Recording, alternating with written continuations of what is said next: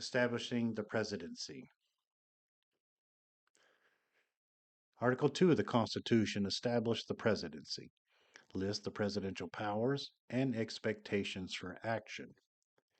It also details the rules for selecting a president and vice president. The framers clearly wanted a strong president at the center of government, unlike under the Articles of Confederation, where the office was mainly a ceremonial one-year position with no real power. The framers also wanted a president who would avoid factions and favoritism, enforce the laws passed by Congress, handle communications with foreign governments, and help states put down disorders. The framers believed that debates were fine in Congress, but not in fighting wars or running the executive branch. Alexander Hamilton argued, a feeble executive implies a feeble execution of the government. A feeble execution is but another phrase for bad execution. And a government ill executed, whatever it may be in theory, must be in practice a bad government. Article 2 states the executive power shall be vested in a President of the United States of America. Under this vesting clause and the broad powers granted under the Constitution, the President has four key jobs: Commander in Chief, Diplomat in Chief, Administrator in Chief, and Legislator in Chief. Article 2 also obligates and empowers the President to preserve, protect, and defend the Constitution of the United States. Qualifications. Per Article 2, the President must be a natural born citizen, 35 years old, and must have lived in the United States for 14 years. The framers created the citizenship and residency requirements to prevent the election of wealthy foreigners who might move to the United States just to run for the presidency. Now, there have never been any significant challenges about the age and residency limits, but there have been occasional arguments about what constitutes natural born citizenship. Chester A. Arthur was forced to prove his citizenship after he became president in 1881 because he may have been born in Canada. In 2008, Republican presidential candidate John McCain was also challenged on his citizenship because he was born on a military base in Panama. And then there was the question of Presidential Obama's citizenship during his two terms. These questions will eventually require the courts or Congress to define what natural born actually means. Presidential experience. The nation's 47 presidents entered office with a wide variety of skills and service. 26 were trained as lawyers.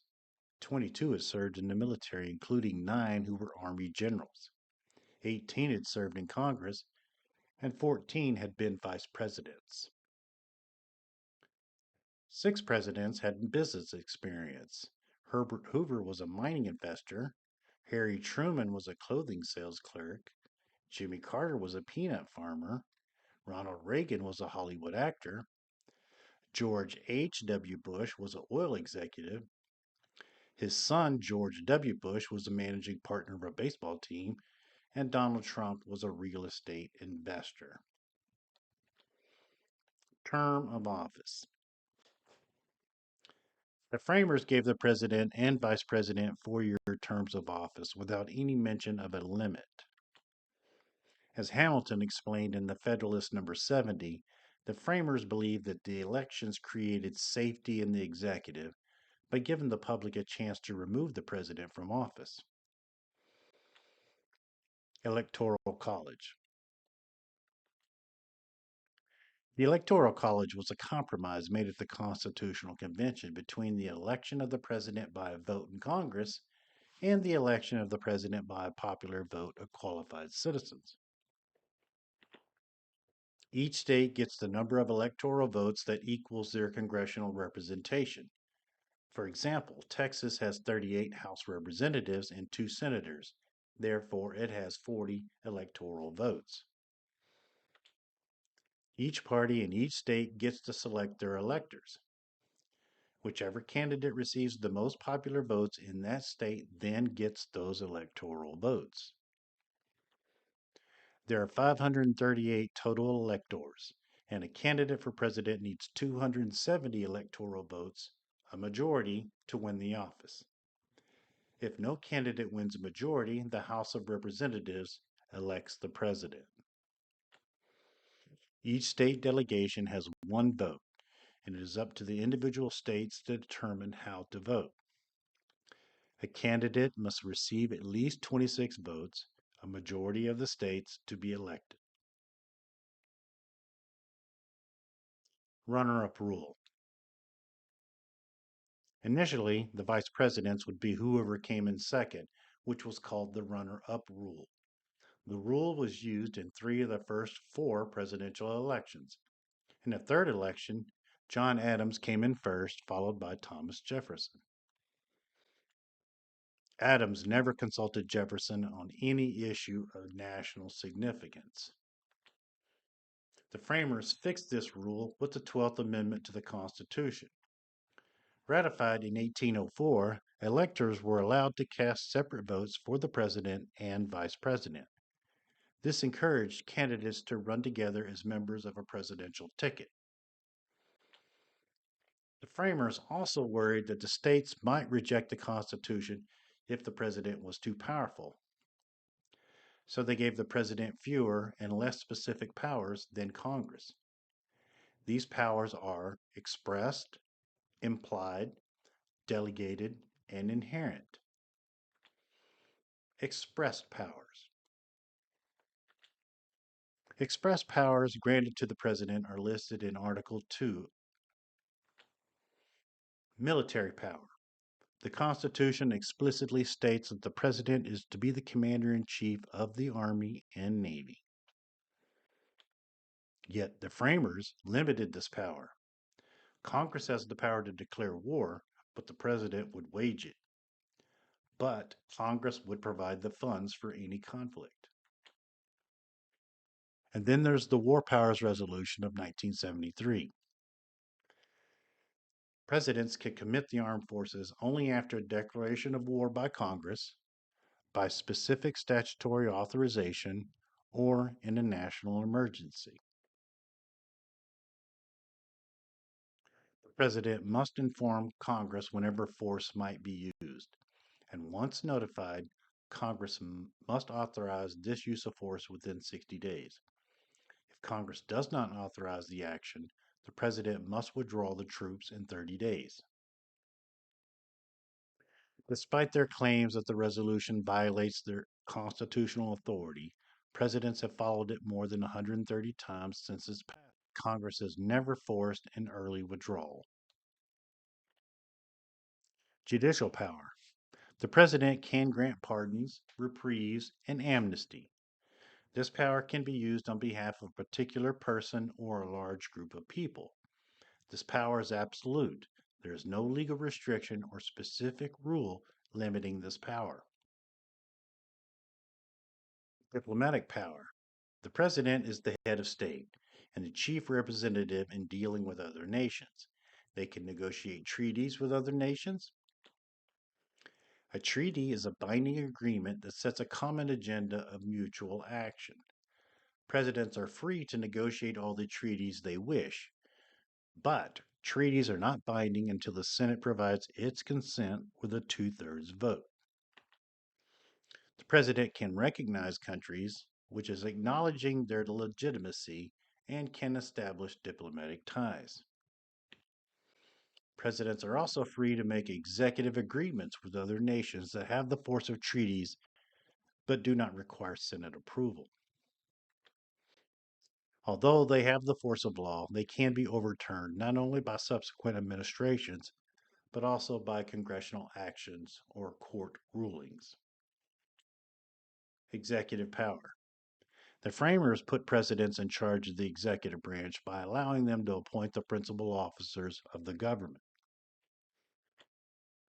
The president appoints all of the high level government officials, department secretaries, judges, ambassadors, and other officers of the executive branch. They are chosen for their characteristics of the appointee or the political environment. Major appointments must be confirmed by a majority vote of the Senate. The president can make a recess appointment if the Senate is adjourned or not in session.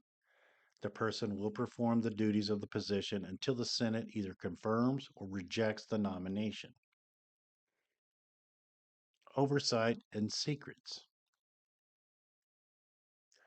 Congress is well within its rights to request information from the executive branch on its policies and how these are implemented, but they are restrained in some aspects. Presidents can claim executive privilege. This claim deals with confidential communications between a president and close advisors and notes that these should not be revealed without the consent of the president. The courts have long recognized that presidents have this broad authority, especially if doing so is essential to protect national security. Taking executive action. Presidents direct the federal government through executive actions that tell the government how to faithfully interpret and execute the laws. Executive orders carry the force of law in telling the government exactly what it should or should not do regarding a specific issue. These orders are signed by the president, published in the federal record, and are subject to the judicial review. They take effect immediately and remain in place until they are reversed by a future executive order, overturned by the courts, or reversed by a new law. Executive memorandums guide executive branch decisions and have the force of law, but are not covered by governmental requirements for publication and reporting. They are becoming an increasingly popular tool for exerting presidential power. Presidents often use signing statements to promise not to implement specific provisions of a law that they just signed. These statements warn Congress that the president believes something about that provision is unconstitutional or would limit their other duties. Legislative power. The president is often described as the nation's legislature in chief, but the Constitution provides relatively little power to force congressional action. Presidents are welcome to inform Congress from time to time about the state of the Union, recommend measures that they deem necessary and expedient, and convene Congress on extraordinary occasions. Under their legislative power lies the ability to approve and sign bills that then become laws, or the president can reject or veto bills and send it back to Congress. Or, assuming Congress remains in session for 10 days, excluding Sundays, the president can simply ignore the bill and it will become law automatically. Or, assuming that Congress adjourns before the 10 days expire, excluding Sundays again, presidents can simply ignore the bill and it will become automatically rejected through a pocket veto. If Congress is still in session, it can override the veto decision by a two-thirds vote in each chamber. However, if they're not in session, it must start the process all over again. Vetoes are relatively rare, and overrides are even rarer. Implied powers. These are derived from the necessary and proper clause. The implied powers are not specifically expressed, but are implied through the expansive interpretation of delegated powers. Implied powers are necessary to allow presidents to exercise their expressed powers. The unitary executive theory holds that presidents are responsible not just for executing the laws faithfully, but also for protecting the presidency from Congress. Presidents can order departments and agencies to act in ways presidents deem essential for protecting the nation, even if Congress had said no. The theory relies in part on their oath of office in Article 2 that is quite specific. I do solemnly swear or affirm that I will faithfully execute the office of the President of the United States and will, to the best of my ability, preserve, protect, and defend the Constitution of the United States. The oath is not just about the laws, but also about the office of the President itself. Delegated powers. Article 2 declares that the President shall take care that the laws be faithfully executed. This implies that Congress is to delegate the power to identify or develop the means to carry out its decisions. Many presidential powers are not found in the Constitution, yet Congress has voluntarily given a great deal of power to the President and the executive branch. Congress cannot implement the laws it makes. It must rely on the executive branch to do so. Since the New Deal, Congress has given executive agencies broad mandates by drafting legislation offering clear standards and guidelines for executive implementation. But as the scope and task of the government have become more complex, Congress is engaged in a pattern of providing broad delegations of power to the executive branch rather than specifying well defined congressional guidelines for administrators to use in implementing policy. Inherent powers. These are powers claimed by a president that are not expressed in the Constitution but inferred from it. These powers are often asserted during wartime or national emergencies. Congress has sought to guide the use of these powers, particularly in the areas of national emergencies and natural disaster response, yet has made little headway. Evolution of presidential powers. Presidential power has expanded slowly but steadily since Washington. Although many presidents were content to leave the presidency they inherited, roughly a third of them have expanded its powers to act. Thomas Jefferson increased the president's reach by almost single handedly doubling the nation's size through the Louisiana Purchase. Andrew Jackson taught future presidents how to engage the common people in the call for change and set new precedents for helping the president's party reap the spoils of victory.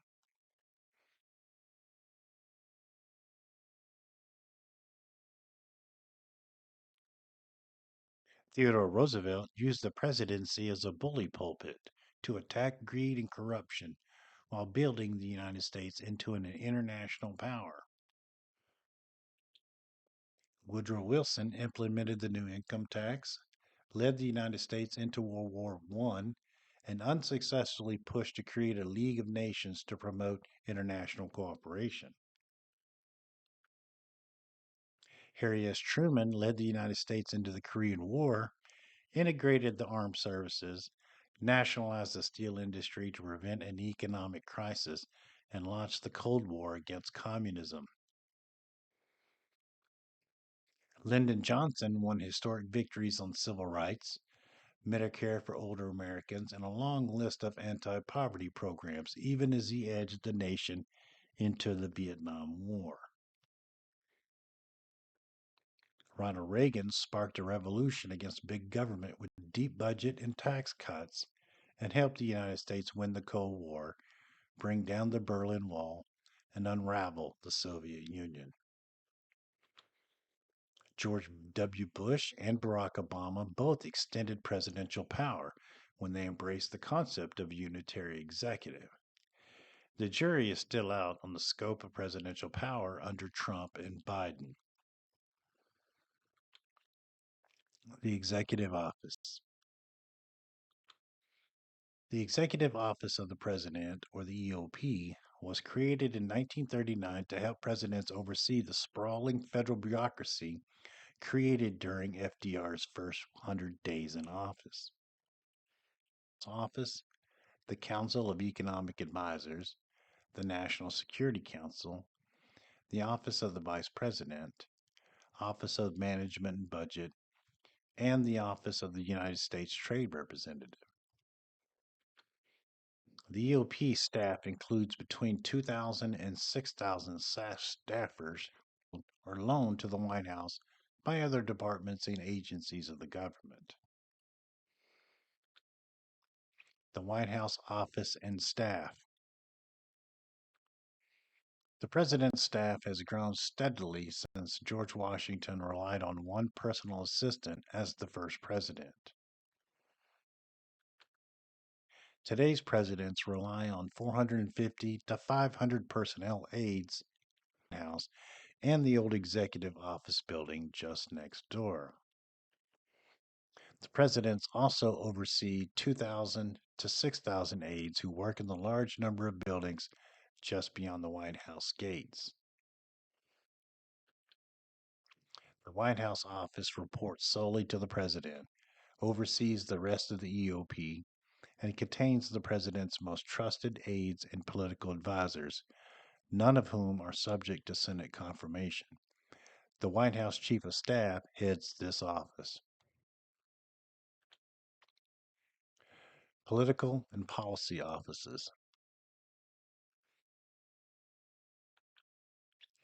Political offices help the president run for re-election, control the national party, write the president's speeches and talking points, schedule the president's travel, conduct political polling, and keep a tight watch on political trends. A deputy chief of staff usually oversees these responsibilities and is generally viewed as the president's most important political advisor.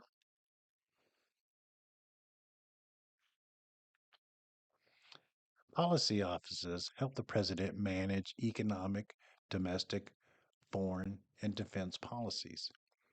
They are also responsible for developing policy proposals, monitoring events that might affect the president's legislative agenda, and building public support for specific proposals. Policy offices help the president manage economic. The policy offices also coordinate executive branch implementation of new programs. Two of the most important policy offices are the National Economic Council and the National Security Council.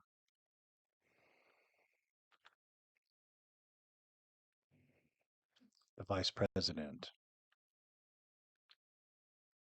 Per the Constitution, the Vice President is a president in waiting, and they become president if the serving president dies or leaves office.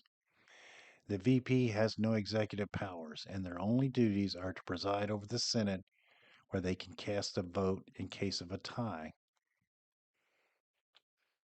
The VP cannot be fired by the president because they are an elected office holder. However, they can be removed by Congress via impeachment.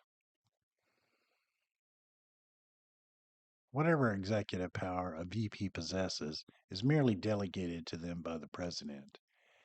The main value of the VP to the president is electoral.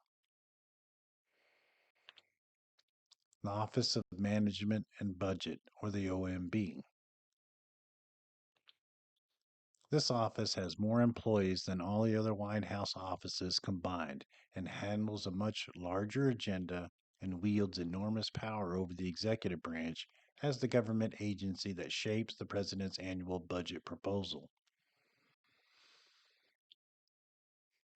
Its director advises the president in detail about the hundreds of government agencies, how much money they should receive in the budget, and what kind of job they are doing.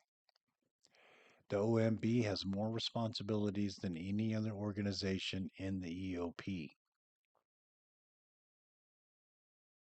The OMB's main responsibilities are drafting the president's budget proposals, monitoring all expenditures, reviewing all new rules and regulations, and measures government performance. The Cabinet. President's Cabinet is neither a unit within the EOP nor a separate organization. It is a loosely designated body composed of the heads of the major departments of government and selected major agencies. The Cabinet rarely meets, is rarely consulted before major decisions, and is more a source of photo opportunities than serious action. Although the Cabinet is not specifically mentioned in the Constitution, every president since 1789 has had one. Washington's consisted of his secretaries of state, treasury, and war, plus his attorney general. Public approval, going public.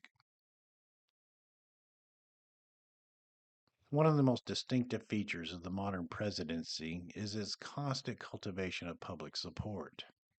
The greatest source of influence for the president is public approval.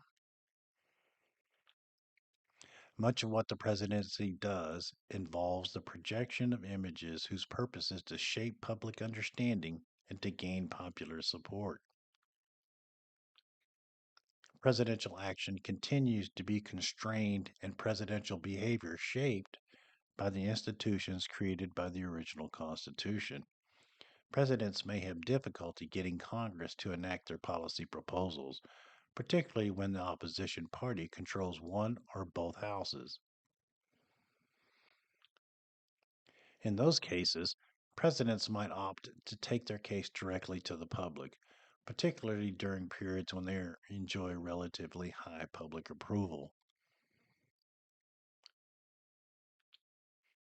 This effort to avoid the media filters in Washington is referred to as going public, that is, a popular mobilization that appeals directly to the American people. Going public is simple. Instead of trying to convince Congress through normal means like the media or interest groups, presidents go public to put pressure on members by reaching out to their constituents back home. This is sometimes called going over the heads of Washington. The more popular the president is in the home district or state, or so the theory goes, the more likely members of Congress will support the president's demand for action, even if the Washington media and interest groups do not. After all, members of Congress care most about the next election. Presidents often start their first and second terms with a honeymoon created by high levels of public approval. However, the honeymoon starts to end by early summer at the latest, and public approval begins to fall. Presidential approval is a key resource for success, but tends to erode over time. This cycle of decreasing influence undermines the president's ability to win support for legislative initiatives, negotiate with, and influence congressional and gubernatorial elections. Ironically, the longer the presidents serve, the more they learn about the job. This cycle of increasing effectiveness gives them better judgment in their decisions. Together, these two cycles mean that presidents are the most popular when they have the least experience, and most experience when they have the least public support. Quick erosion of early presidential support is called the honeymoon hangover effect. Presidents can soothe the hangover of disappointment with charismatic leadership, but the public will always ask, "What have you done for me lately?" Coattails. Presidents can also create more success by helping their party win more seats in the next election. Every seat counts when the president's party is in the minority. The President can help by endorsing candidates, raising campaign cash, directing the government grants to swing districts, and spending time in the district or the state. This influence varies greatly in the general versus midterm elections, however. Presidents tend to gain seats in the general election as their party rises with them, and they can even produce coattails of electoral success by creating such large margins of victory in a district or state that they pull some members into office on the tails of the presidential vote. Rallying support. Although presidential approval generally moves up or down in small increments, large gains are often related to the president's handling of unexpected events such as 9/11 and national emergencies that bring Americans together for a short time. These rally points do not last long, but they do give presidents a chance to move quickly to create impact. These rally points reflect the public's desire to support the president's role as a morale builder and commander in chief. Limits to going public. Popular support is not a firm foundation for presidential power, so going public has its limitations as it's tied to firmly to their public approval. Declines in popular approval are nearly inevitable and follow a predictable pattern since presidential performance rarely meets the public's expectations. Administrative strategy. This strategy allows for presidential achievements without congressional approval through increasing their administrative capabilities.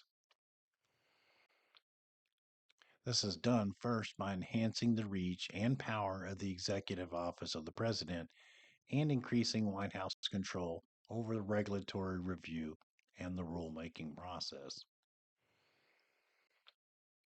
The growth of the EOP has enhanced the president's capacity to gather information, plan programs and strategies, communicate with constituencies, and supervise the executive branch.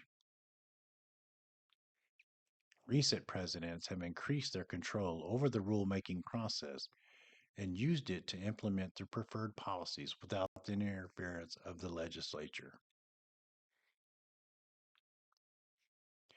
The Office of Information and Regulatory Affairs within the OMB supervises the process of regulatory review. Once an administrative rule is published in the Code of Federal Regulations, it has the effect of law and will be enforced by federal courts. Control over these offices, along with the expanded role for executive orders, gives the president substantial capacity to achieve policy results in the face of congressional opposition. Congress, hampered by the cumbersome and time consuming lawmaking process and the controlling party's often narrow majority, most times cannot effectively respond. Limits of presidential power. Impeachment. The House is responsible for launching the impeachment process by charging the president with one of three offenses: treason, bribery, or other high crimes and misdemeanors. Bribery and treason are easy to define, but high crimes and misdemeanors can cover everything from personal misconduct to violating a federal law. The House has impeached three presidents for high crimes and misdemeanors. Andrew Johnson was impeached in 1868 for violating a federal law limiting his authority to remove a principal officer of government. Bill Clinton was impeached in 1998 for lying to a grand jury about his affair with the White House intern named Monica Lewinsky and obstruction of justice. And Trump was impeached twice, once for abuse of power and obstruction of Congress, and a second time for incitement of insurrection. Once approved by a simple majority vote in the House, the resolution containing the specific articles of impeachment is then forwarded to the Senate for a formal trial. The Chief Justice of the Supreme Court presides over the trial, and every senator serves as a member of the jury. A team of senior House members who favor impeachment presents the case, and the White House counsel defends the president. If two-thirds of the Senate votes to convict the president of the charges, the president is removed from office and the vice president takes over. No president has ever been convicted and removed from office. 22nd Amendment. Although the idea for term limits for presidents had been around since the Constitutional Convention, this amendment was given additional support after FDR's unprecedented fourth election win and then subsequent death. The amendment was ratified in 1951, and it prohibits any person from winning the presidency more than twice, effectively limiting them to 8 years in office. The amendment also limits vice presidents who succeed a sitting president in the middle of a term to no more than 10 years in the office of the presidency. 25th Amendment. Ratified in 1967, this amendment covers emergencies that might injure but not kill a president. It allows for the temporary removal of the president from his or her responsibilities due to illness or disability. The president can only be removed temporarily if the vice president and a majority of either Congress or the president's own department secretaries declare the president to be unable to discharge the powers and duties of office. During the temporary removal of the president, the vice president becomes the acting president. If the president dies or resigns, the vice president becomes the president and then must nominate a new vice president. The new president's choice for vice president must be confirmed by majority votes in both the House and the Senate.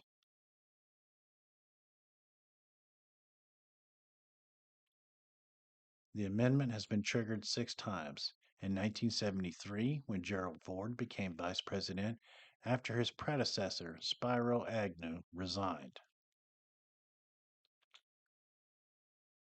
In 1974, when Nelson Rockefeller then became vice president after Ford became president. The other four incidents were due to routine medical procedures that involved anesthesia.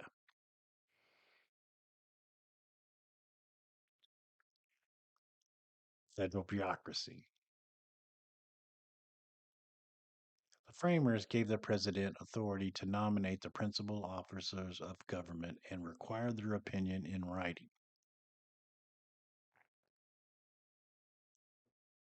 These two constitutional powers give the president the general authority to lead the bureaucracy, as well as the inherent power to act as administrator in chief. As the executive branch evolved over time, the departments and agencies of government became known as the bureaucracy, and their employees as the bureaucrats. Bureau is the French word for cloth covering government desk. Add the short suffix "cracy" and the term bureaucracy becomes government by people at desk. Bureaucracies provide coordination, organization, specialization, and expertise for governments to perform tasks and services. They are defined as the complex structure of offices, tasks, rules, and principles of organization that are employed by all large scale institutions to coordinate the work of their personnel.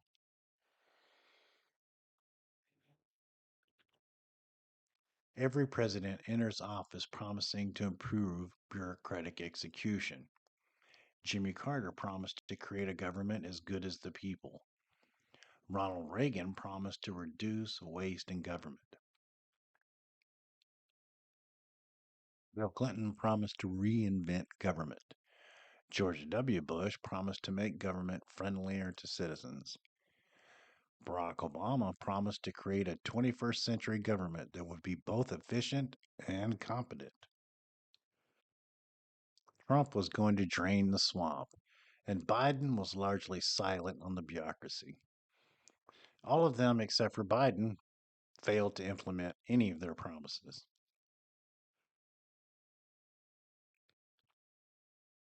Implementation and rules. Congress makes laws, but the legislation passed by them typically provides only general guidelines. It is up to the bureaucracy to fill in the blanks of these general dictates and translate these broad guidelines into concrete action through implementation and rulemaking.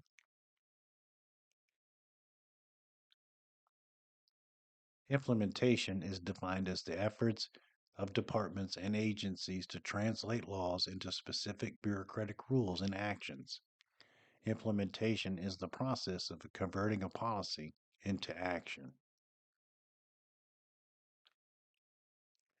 When laws passed by Congress are particularly vague, bureaucrats have broader latitude on how to interpret those laws and ensure that they are administered.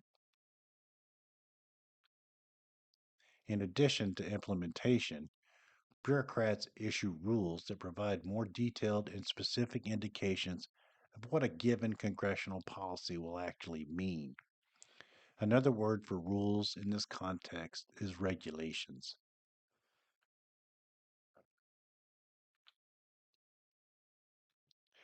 Rules are drafted and reviewed under the Administrative Procedure Act of 1946.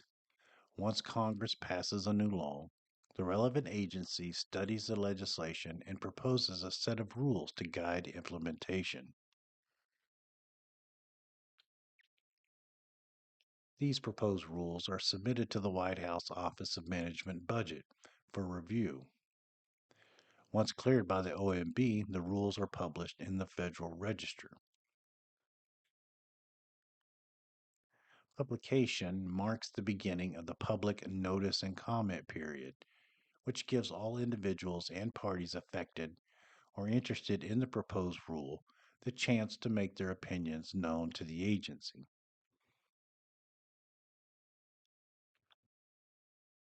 Some agencies even hold hearings and take testimony from witnesses in the effort to build a strong case for a particularly controversial rule.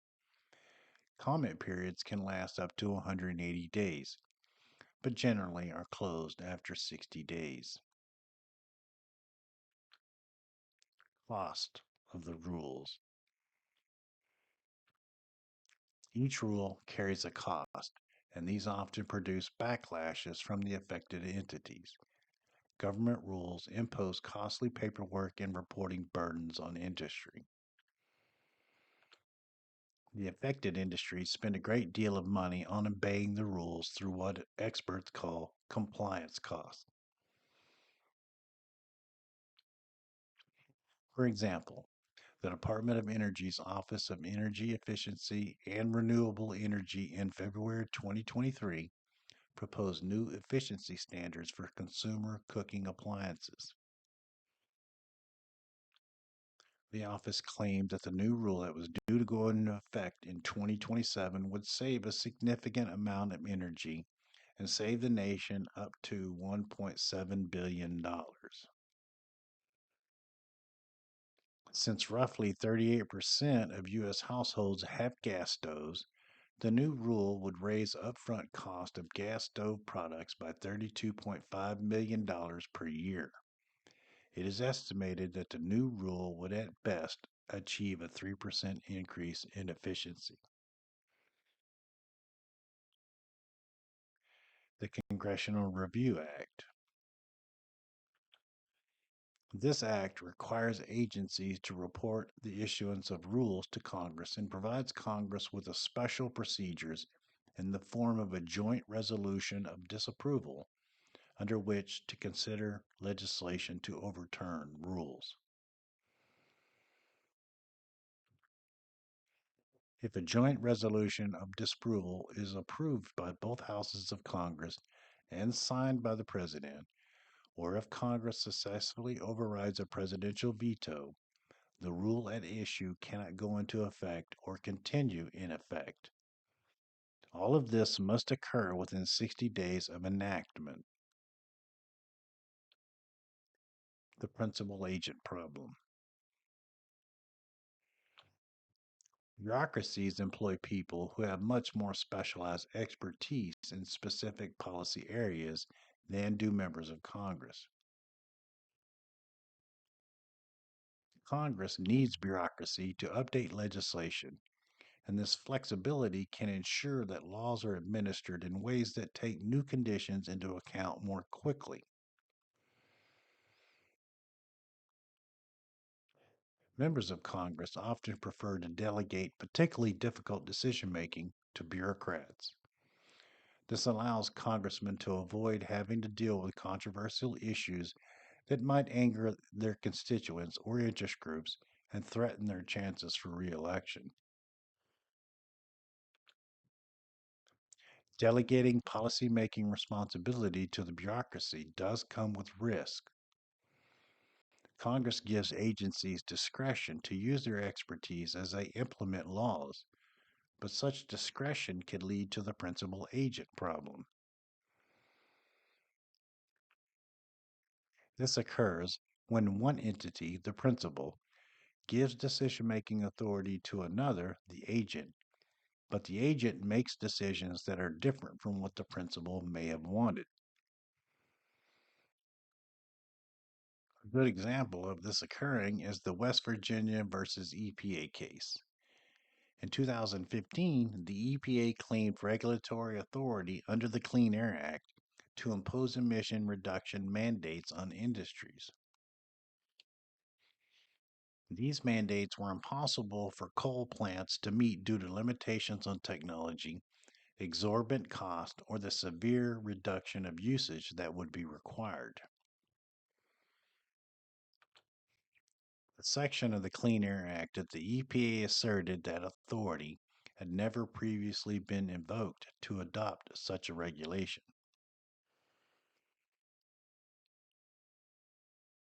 The notion that the EPA possessed such sweeping power violates the major questions doctrine that requires agencies to have explicit statutory authorization from Congress to make decisions of vast economic and political significance. The courts typically view such assertions of extravagant statutory power over the national economy with skepticism. However, in most instances, the Chevron doctrine is utilized. This is a rule adopted by the Supreme Court in 1984 that states when the language of a statute is ambiguous, a court must defer to the regulatory agency's interpretation and may not substitute its own judgment. Agencies have since leveraged any ambiguity in a statute into a wholesale assertion of authority. However, in 2024, the Supreme Court overturned the Chevron doctrine in Looper Bright Enterprises versus Raimondo, where they ruled that the courts should independently interpret statutes and not defer to agencies. The court held that the Chevron doctrine was inconsistent with the Administrative Procedure Act and the constitutional obligation of the courts to define the law. Executive departments. There are 15 executive departments in the federal government, each headed by a cabinet secretary, and they constitute the majority of the federal bureaucracy. The first four departments, State, Treasury, Defense, and Justice, were established in 1789 under President George Washington, and others were added over time. The departments employ over 80% of the federal civilian workforce. The structure of these departments was created using one of four different approaches. They can merge already existing agencies into a new organization. In 2003, Congress merged 22 separate agencies into a new Department of Homeland Security. They can split an existing department into two or more new departments. In 1979, Congress split the Department of Health, Education, and Welfare into the new departments of Education and Health and Human Services. They can't elevate an independent standalone agency to department level status. In 1988, Congress elevated the Veterans Administration to cabinet status as the new Department of Veterans Affairs.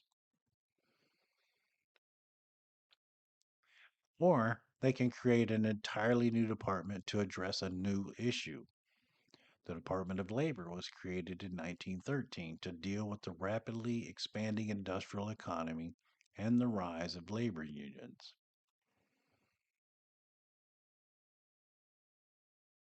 Independent agencies.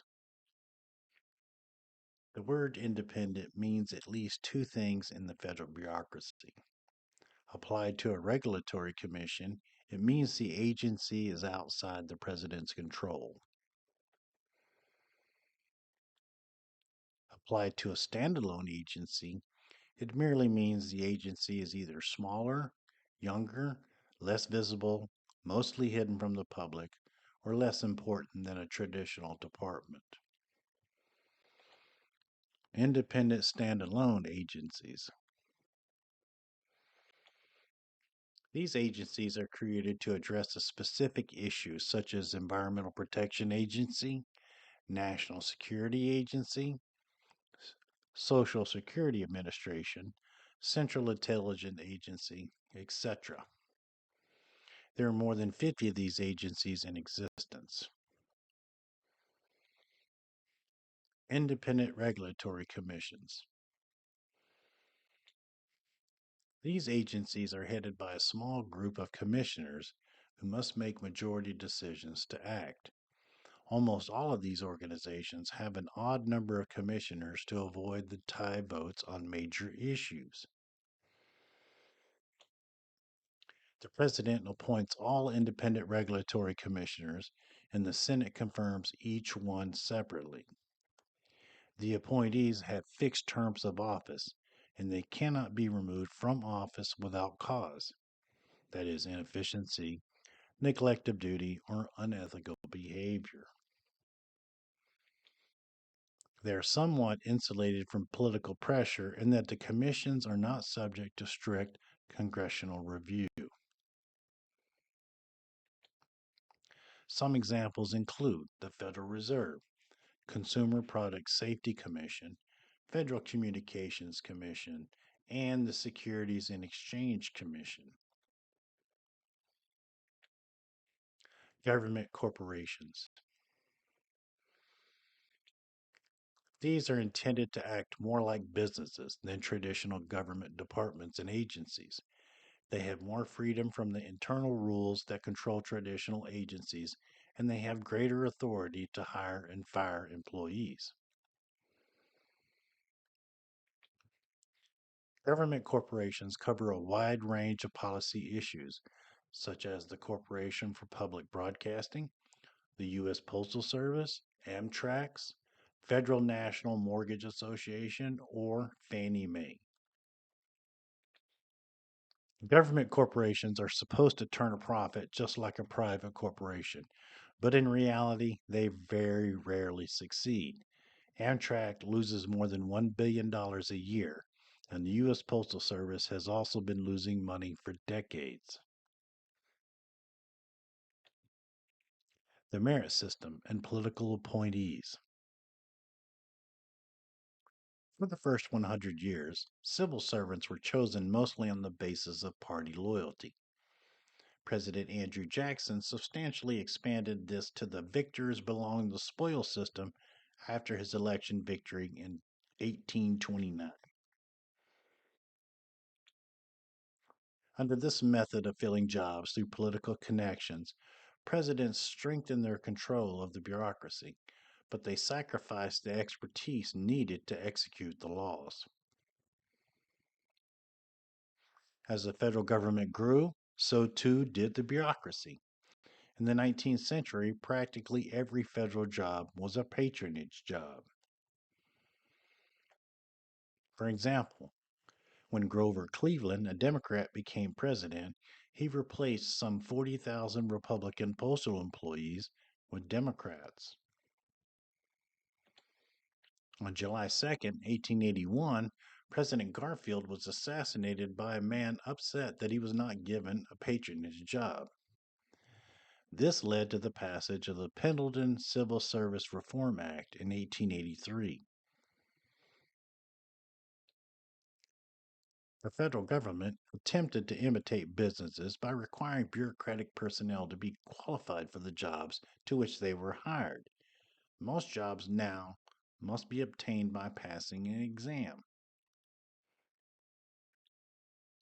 Civil servants also cannot be fired without cause.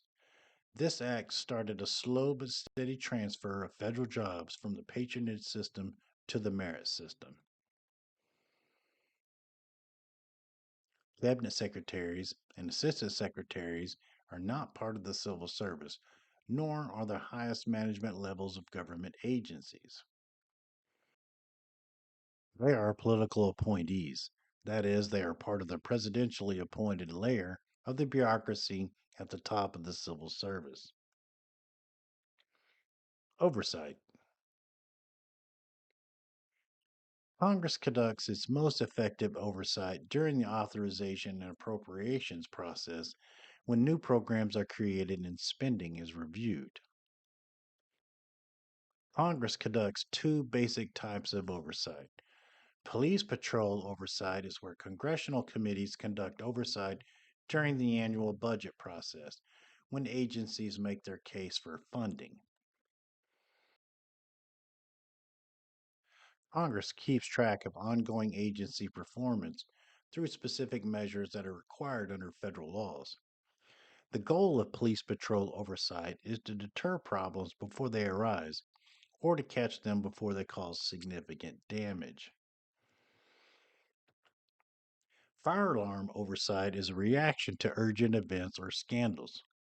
The media play a particularly important role in such oversight because they can uncover a scandal before a routine police patrol reveals an urgent problem. The Inspector General Act of 1978 established Inspector General positions. These IGs are nonpartisan, independent audit organizations located in most agencies.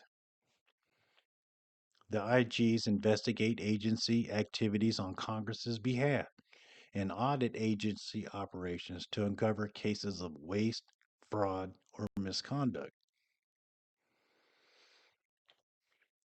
They alert agency heads of any severe problems, and the agency head must then send the IG's report, along with any comments and corrective plans, to Congress.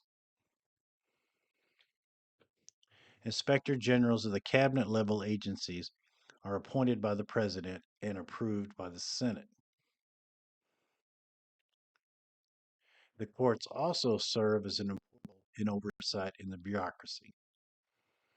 They can conduct judicial review over the agency's actions when a legal challenge is made. The courts help to settle disputes between Congress and the executive agencies about the interpretations of laws.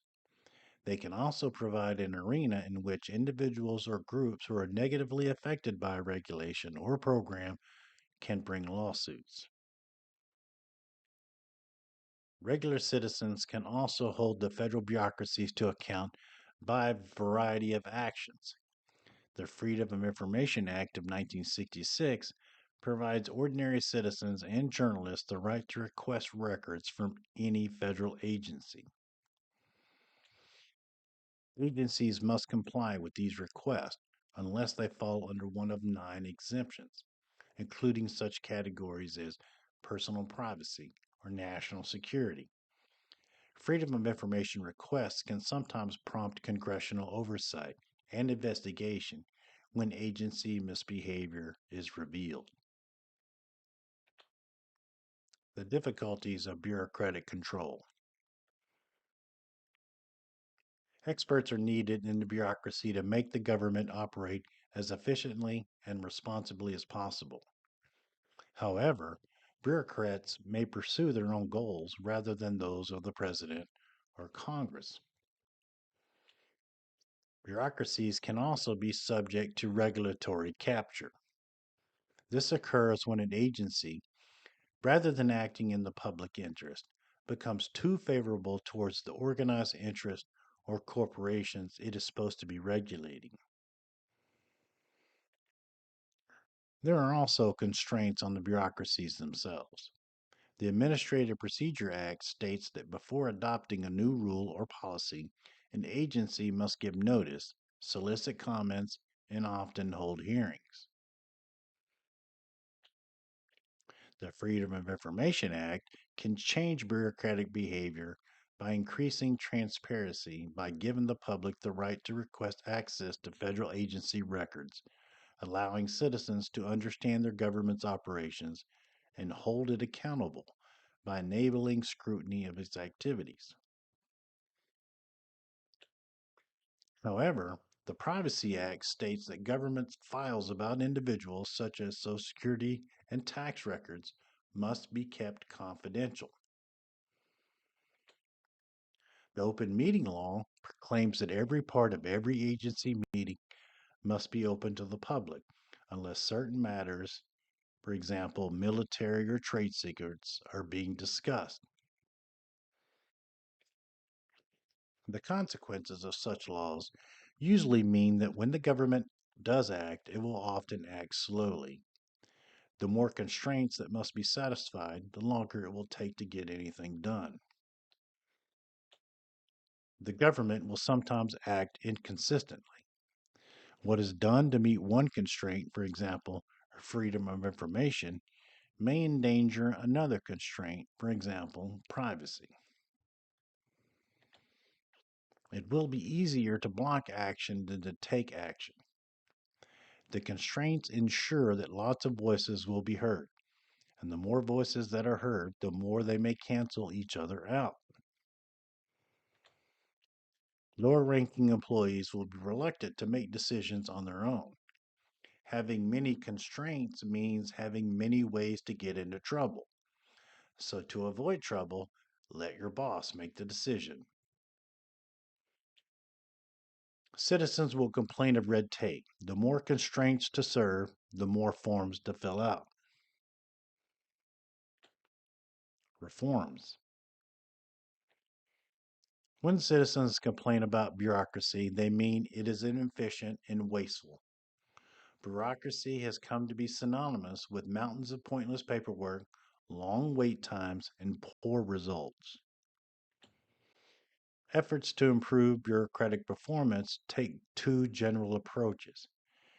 Democratic administrations generally try to make existing bureaucracies work better, while Republican administrations generally try to reduce the number of agencies and the size of the bureaucracy. Other efforts to improve or reform the federal bureaucracy include the following. Termination is the outright elimination or downsizing programs. Deregulation includes reducing or eliminating regulatory restraints on the conduct of individuals or private institutions, so there is less for bureaucratic agencies to do. Devolution is the removal of a program from one level of government by delegating it or passing it down to a lower level of government, such as from the national government to state and local governments. Devolution can cause problems because states cannot generally run deficits. Devolution may exacerbate inequalities, both social and economic. One benefit of devolution, the ability to create more flexible programs, is also a drawback, as it means there is more variation and hence less equality in program benefits. And then there is privatization, or the transfer of all or part of a program from the public sector to the private sector. The end.